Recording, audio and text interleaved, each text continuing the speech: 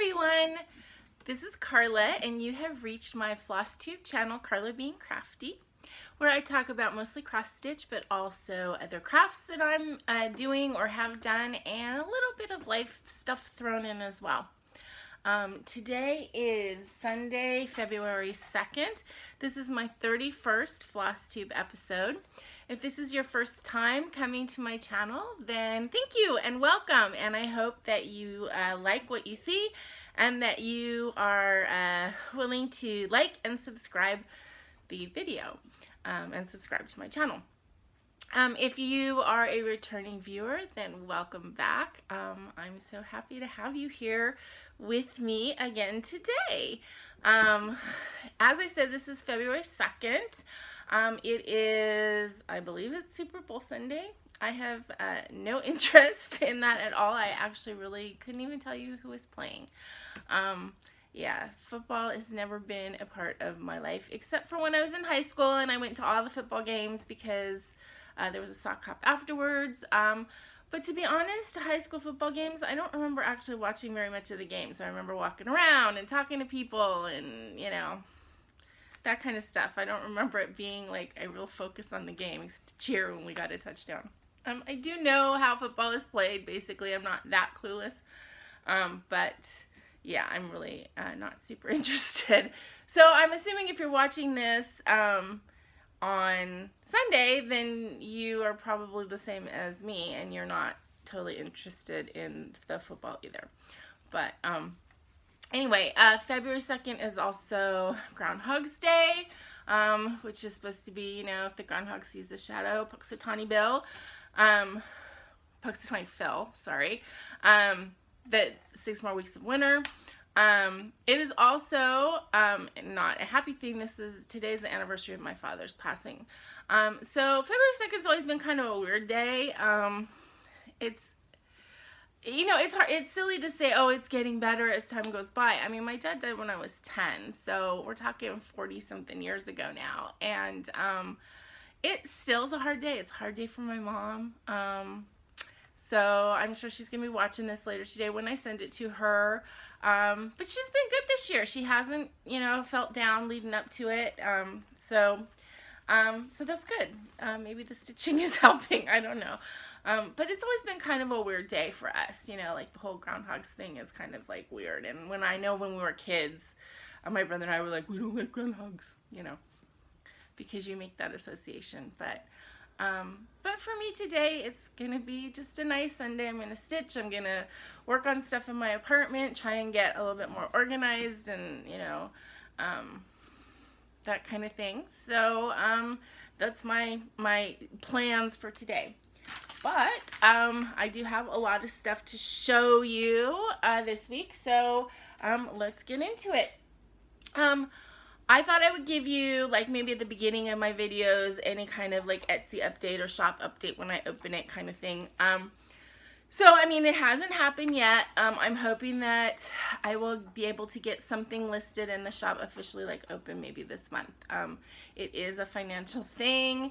I have to wait until I get, you know, my paycheck to get basic, like, mailing supplies and stuff, because obviously I need to have some padded envelopes and some tissue paper and some labels to mail out anything. So that's kind of basic. I have been sort of like watching some YouTube videos, but I have to tell you, the whole, like, I want to open an Etsy shop. I'm excited about my resin or needle minders and button needle minders and things, and I do think it's a good idea, and I do think that people will like them. But opening the shop is a very scary proposition for me. I shouldn't say scary, anxiety inducing, I guess that's it. And so I've been looking at some videos and stuff on YouTube, you know, like 5 things every, you know, new Etsy shop owner should know, or 5 things I wish I had known before, or what you need. You know, they're helpful, but they actually just kind of make things worse. It's like, I kind of feel like if in the attempt to be as prepared as I can be, I'm just making myself so anxious that I'm gonna be frozen. So I think I am gonna get to a point where I just have to, like, jump in and do it. If I make mistakes, I make mistakes. If I don't price things right, or if I, you know, lose money on shipping, or I, you know, whatever, I'm going to have to just do it and figure out what works and what doesn't work, and, you know, go from there. I mean, I kind of have like two fears. I have like one fear that I'm going to open the shop and not sell anything, and that'll be a big like embarrassment and disappointment. And on the other hand, I have like this fear that I'm going to open the shop and get like 1,000 orders right away that like I can't fill, because as I said, these are all kind of like, they're all handmade and they're all made to order kind of thing, and it's just me, and it's just, you know, kind of like a weekend project. So I'm kind of like, which would be worse, and which, you know, so I'm hoping that I open and I get a nice steady flow of orders that I can fulfill in a timely manner. But again, I think I think it's one of those things for me, kind of like doing FlossTube was. It's like I thought about it and I thought about it and I thought about it, and you know, and I debated with myself, and I was anxious about it, and finally it's like I just had to, you know what, I just have to do it. I had probably 3 or 4 weekends before the weekend that I finally sat down and did my first FlossTube, where I was like, I'm gonna do it this weekend, and then I hemmed and hawed and didn't do it. And when I finally sat down and did my first one, I did it like first thing in the morning. I think it was a Saturday that day. I made myself get up, get dressed, put on some makeup, look decent, and got on the camera and just did it. And I think that's kind of what I have to do with the Etsy shop. I just have to get on the computer, take some pictures, upload them, list stuff, and then take it from there. So everybody that's watched my videos has been super encouraging, so thank you very much, and I hope that if I do open the shop, or when I open the shop, that you guys are all customers. But so, you know, thank you for the support and everything, and it is something that's gonna happen. So okay, that is, I guess, the Etsy update for now, and stay tuned, because, you know, I get paid next week, so, you know, maybe next week or the week after we'll get something listed. Okay, so into regularly scheduled stuff. Finishes. I actually did fully finish my 2-year celebration things, and I actually have to switch that out today because it is the 2nd and I still have January up. But I did my February one on this pretty blue and pink. Oops, and it's like, it doesn't want to stick, which means I didn't do that very well. Okay. I hope my lighting is decent today. That's February, and then March. I was gonna do like an orange and green. I have green fabric, and then I was gonna do orange, but I thought I would do a little bit different and use the white because I have it and I haven't used it yet. So that's March. So February is gonna go up as soon as I'm done with my video, and then I have March ready for next month. I also dyed the fabric for my mom, or at least a first attempt, if she likes it. If she, I'm pretty sure she will. If she doesn't, obviously I'll make her something else. But she wanted a gold color, like a yellow gold. And this is 11 count Aida because that's what my mom uses. And I used a tan and lemon yellow to get this. So she's going to use that for a hibiscus pattern that I got her that was a free pattern off of the DMC website. So because the flowers are like orangey, pinky, reddy colors, and then the obviously the leaves are greens, she didn't want anything that would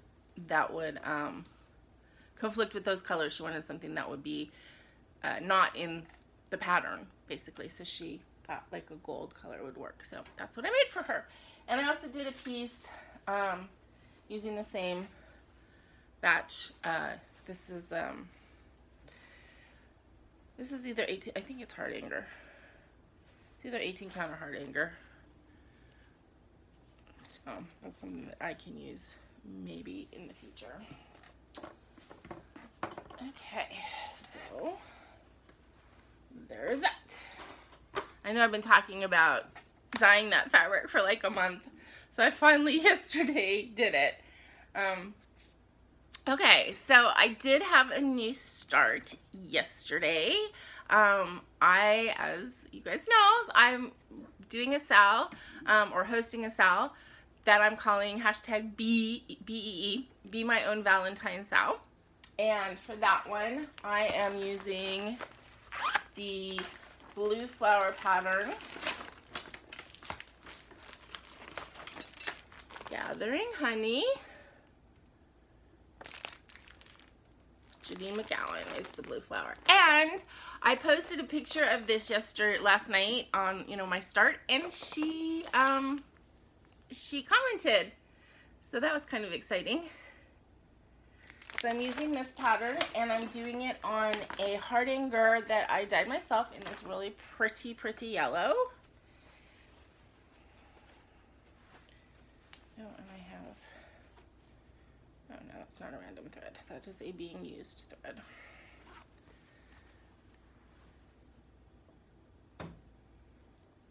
And I have to say, you guys, I am really loving stitching one thread on Hardanger. It looks so pretty. I don't want to stop. I'm really liking the Hardanger, so I don't know if that's going to be something that's going to be, I think it's going to be kind of like my go-to fabric for special patterns like this one, and for Night Walks Down, which I'm going to do in August for my birthday sale. I think I'm going to dye a piece of Hardanger, kind of a blue purpley blurple kind of something for that one. And yeah, I'm just really loving the Hardanger, and I'm just so happy with the way this is turning out. Did you guys notice that I had a KarlaBeingCrafty needle minder? And this is the back of the fabric, so I have decided that I'm going to use little kind of resin handles for the back on the needle minders. You can see how it picks up the color of the fabric and everything. Now, I have to say, this is one of the first ones I did that's actually like a reject, because it's got like a bad spot on the side, so I wouldn't sell this one anyway. This is not great looking, I don't think. I didn't put enough stuff in it, and the magnet shows too strongly through it. But I still like it, and so I was excited to be able to use that and have it, in the pictures that I posted of this sal. Anybody that would like to join the sal, I would love to have you. I have about, I think, 6 or 7 people that I know have messaged me and said that they were starting it. Different bee patterns, just all different styles, which is really great. And it's just the sentiment that I have friends doing it with me. The whole Be My Own Valentine, the fact that I have people who are joining in with me makes me feel really great. So thank you so much for anybody who's doing it. And I hope you enjoy stitching those bees, and as much as I'm enjoying this one, because this one I was doing it all day yesterday and off and on in between doing other chores and stuff around the house, and I just was really enjoying it. Like, I didn't want to stop. So, okay. So that was my new start this week. Whips I worked on. I did work on the Village Bookstore, so I have it down here, my huge, big 4-foot thing. It is still, doesn't look like much, because we're still, in the mostly black whatever area. Although there is actually a lot of confetti in these little blue parts. That is 2 over 1 10th stitch on 25 count. Stay. And that is the Village Bookstore. So, we're still in this little part right up here. And then as I go down, when I get in here, then there's a lot of this color blue. It's going to take me a while to get into the house at all. And of course I hit the roof first. But, so I am enjoying working on that. My ridiculously large frame does work for me. I still can't work on it. Like, it's not something I could do every day, because it does kind of tweak my back a little bit. And it's such a big thing to pull out that I feel like if I pull it out, I want to work on it like all day, like on a Saturday, or like when I get home early on Wednesdays at 3, that I want to work on it all evening. So just working on it for like a couple hours and getting, you know, 100 stitches in or something like that, it doesn't seem worth it to pull it out because it's a little bit unwieldy. I don't think that I'm a fast stitcher when it comes to full coverage. I just don't, there's just too much stuff involved. When I get to a section where it's all one color, then it goes faster, but for regular, I just don't think that I'm a fast stitcher. You know, I did like 700 or 800 stitches on this, but it took like all day. I mean, it really was hours and hours and hours of work. So I just don't think I'm a fast stitcher. I watch other people and like they're doing 200 a day or whatever. Yeah, I think if I did 200 a day, that would be all I was doing. So I'm not fast. Not that it matters. I'm not in a race with anybody, but I think other things I'm quicker on because I feel like I'm getting good progress. But when I'm working on full coverage, it just seems like I'm not that quick. Okay, I also worked on Froth and Bubble one evening. This is a Long Dog sampler, and this one I am doing as part, there's a Long Dog Sow that's hosted by Carolyn Zook. So I'm posting pictures to that sow. So I did a little bit more, I think I put in a couple letters here, and I did a little bit more on this, but then I at least got the outline of the butterfly in, this first butterfly. So again, I'm not super quick on this one either. This fabric is a little bit problematic as far as being quick, just because it's a very, very stiff fabric, and it's a little bit hard to stitch on. It's hard to actually push the needles through. Now, one thing that I did discover when I first started working on it, I was using a size 26 needle because that's what I use for most things. Now I'm starting to use more 28s because I have smaller fabric counts. Or higher fabric counts. I always mess that up. Sorry, you guys. But anyway, so that's actually a 14 count fabric. And I thought, well, maybe I should try the 24 needle because that's really what you're supposed to use.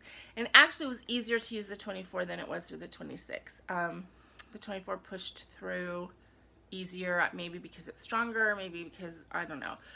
But using the actual needle that I should be using is better for that one because it did make it a little bit easier to stitch on. It still is hard to push through, so I can't do it a lot because it actually starts hurting my hands a little bit, but I love that pattern, and you know, I was glad to get a little bit in that. Let's see. Oh, I worked on the butterfly tree. This I started last week on, or 2 weeks ago, on January 20th, for Tischbot. And this is Alessandra Adelaide. I'm stitching this also on fabric that I dyed myself. And I just, I got a bit more done in the trunk of the tree.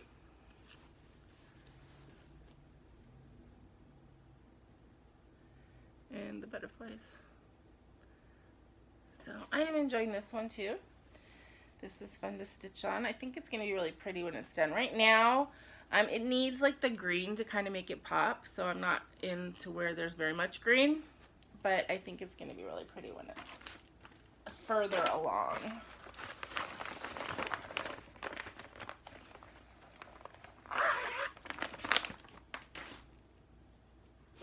And then the last one I worked on was the Suffrage Act. This is another sow. I'm liking the sows this year. I like the camaraderie, I think. I think that's what it is. So this is a sow with stitching with the Sisterlies and Erin Two Martini Stitcher and Michelle Bendy. That whole Pacific Northwest Acorns and Threads group. And actually I got a big chunk done on this because I started on Miss Suffragette and her white dress. So now the only thing with this one, because I did not change the color so much as just pull stuff from stash that was similar. I don't think her hair and skin are not enough apart. The gold that I'm using in here, I think it's actually that the skin that I picked is a little bit darker, and so it's blending too much with the gold. And so I think I'm going to pull out those, it's like 6 stitches, or it may not even be 6, it's like 3 or 4 stitches that are her hair, and make them a darker brown.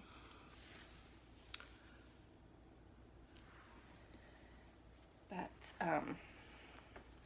this is another one that's really fun to stitch, and it's going a lot faster than I thought it would.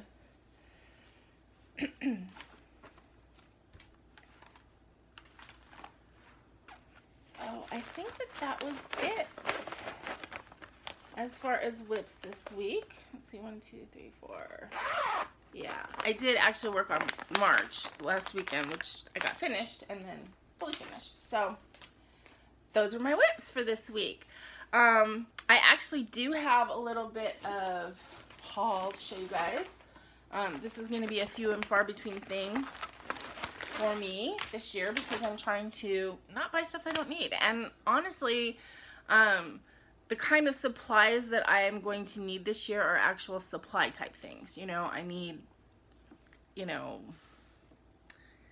needles and that kind of thing when you need them. But as far as like fabric and floss and charts, I don't need those. Those I have in abundance. So I mean, maybe an occasional floss if I want to use a called for color that I don't have, although I don't do that very often. I will do that on Night Walk Down, I think. So as it gets closer to my birthday, then I may need to get some flosses for that. But anyway, I did actually go on eBay a couple weeks ago, and there were a couple things that called me, and I decided to go ahead and answer the call. So I got these charts. Val stitching stuff, yeah. So this is spring and summer. There must be a fall and winter. I don't know what they look like. If anybody has them, doesn't want them, send them my way because it would be nice to have all 4. But as I said, I paid $5 including the shipping for this, and I really like the summer because I like the cat silhouette. So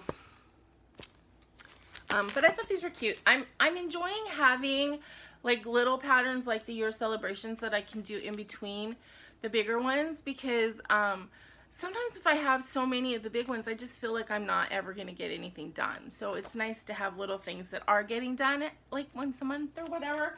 So so that I feel like I'm making good progress as I move along. I mean, I am making progress on the big things too, but you know, it'll take a while to see that progress.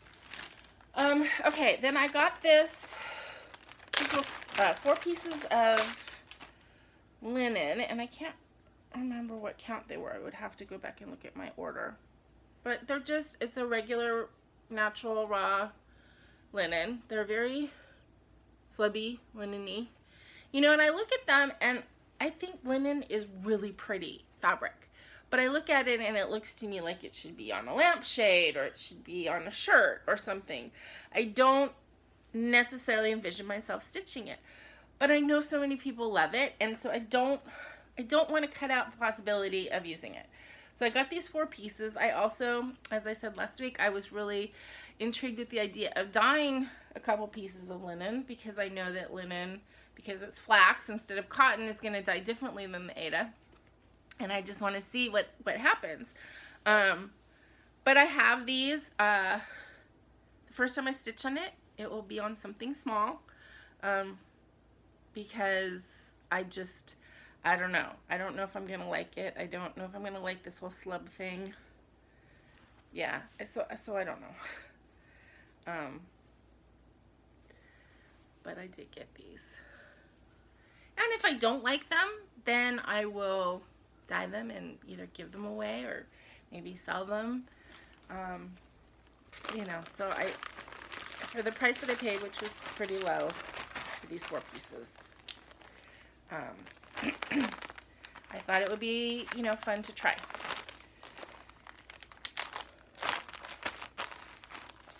And then the last piece is also linen. This is Swaggart Edinboro linen, which means 36 count. This is from Needleworks Delight. Okay, okay, so 36 count. I'm not going to take it out of the package because it's sealed right now, but it's an opalescent. And oh my god, you guys, that looks tiny. Which I've stitched on 36 before. It just looks super, super tiny. But it's pretty. The opalescence in this is a lot more like subtle than the opalescence. You know what? Forget it. I'm gonna open it. Okay.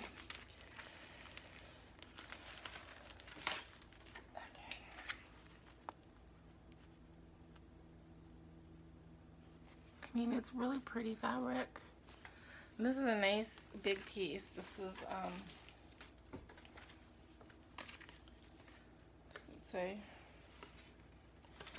does it say how big it is?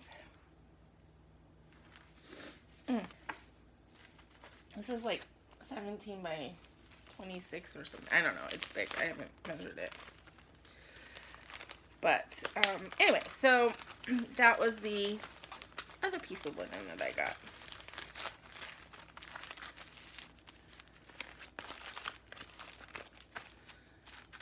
So now I have linen. I have not ever used linen, but I have linen. So I don't know, you linen lovers out there, you give me tips and tell me what I should look out for if I start a project on it. But I feel like I have to at least try it before I say I don't like it. I mean, if I try it and I don't like it, then I don't, you know, I'm not going to keep using it just to, you know, be one of the cool kids. But I feel like I can't really make a decision about it until I try it, right? So that's why I got it. Okay, so the only thing left to talk about is plans. This is going to be a short video, you guys. I'm only at 27 minutes. Plans for February, obviously, to keep stitching on the stuff that I'm doing, to work on the whole Etsy shop.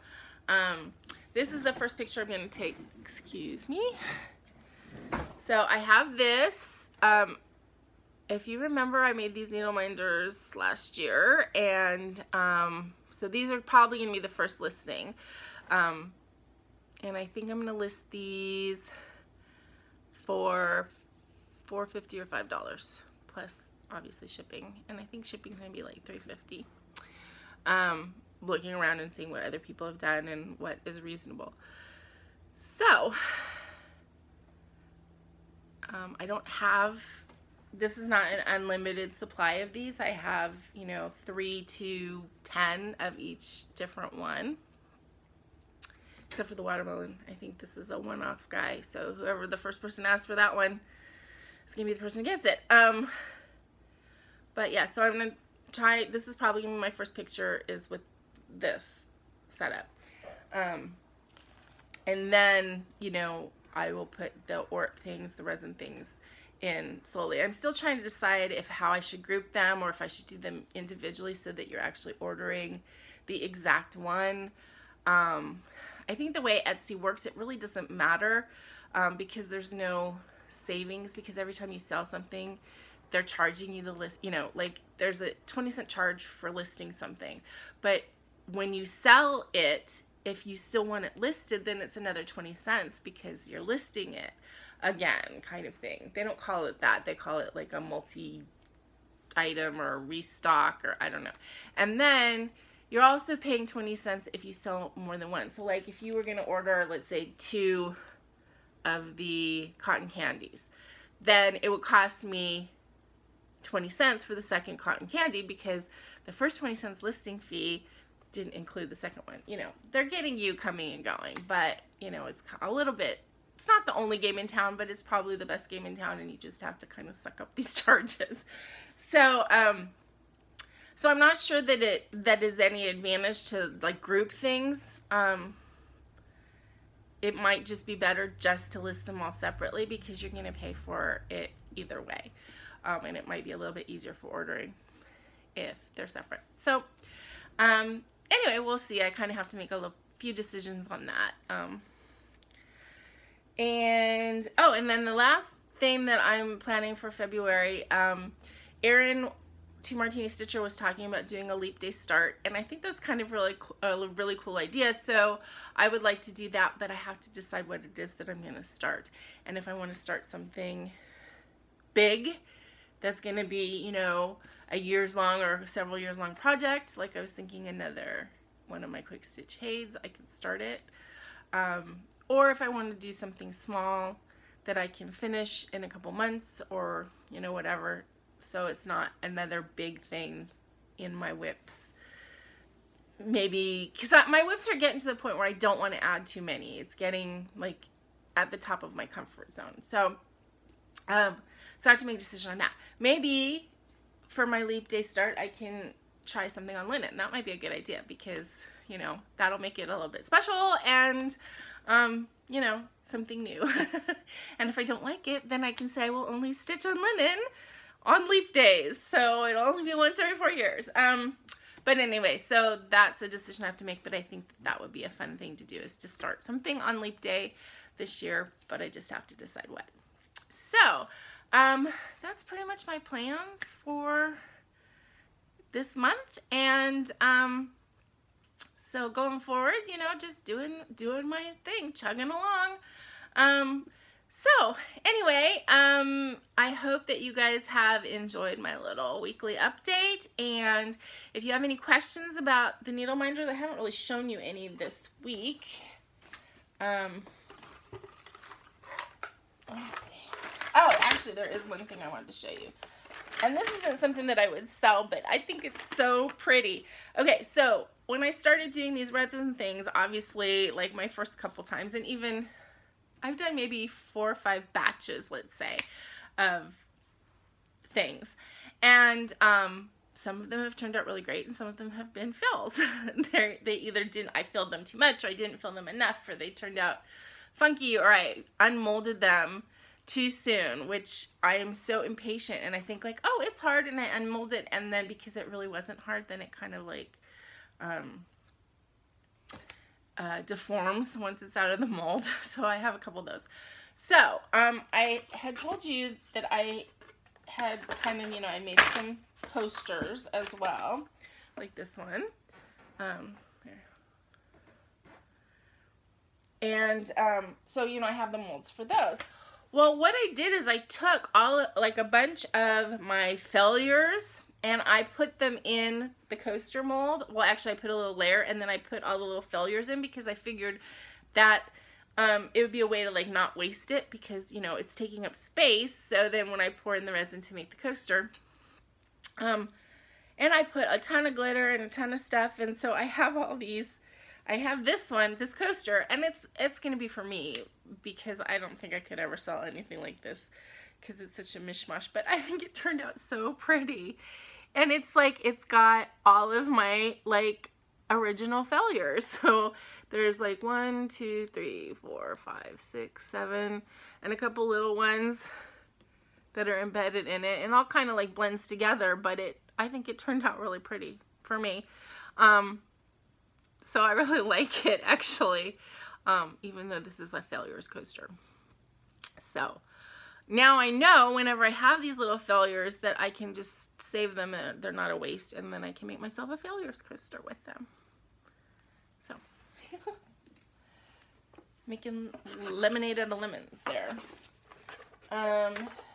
So let's see. I don't think I showed you this one. This is a button fabric.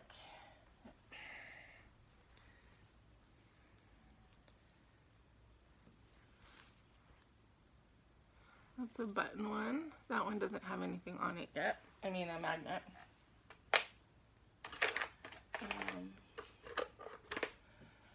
So my standard ones are these little guys.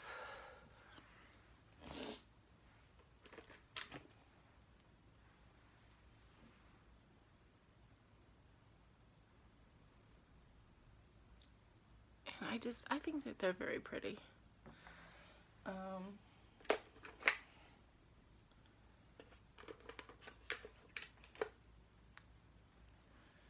There's one that has more of a green cast.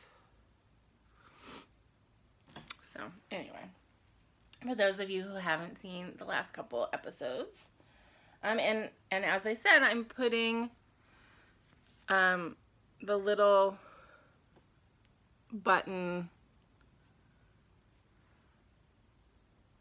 resin things on the back as well. And what one person had mentioned to me,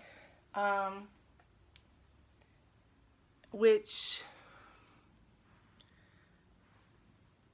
I didn't even think about, but is a good point, is that some people have a really hard time sliding the magnets apart, grabbing onto them. My mom cannot actually do that. She can't grab it. She doesn't have a grip.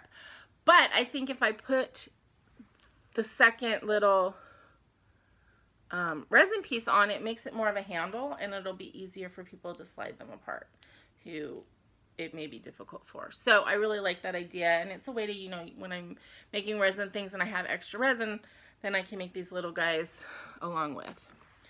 So anyway, those are going to be in a shop coming soon. Stay tuned. All right, I've rambled enough, you guys. So hope you have a great stitchy week. And remember this week to always be content, be kind, and be crafty. This is Karla. My channel is KarlaBeingCrafty, and my Instagram is Karla with a K, and my Etsy shop is going to be KarlaBeingCrafty. So anyway, that's all me. I will see you guys next week. Have a great week. Bye-bye.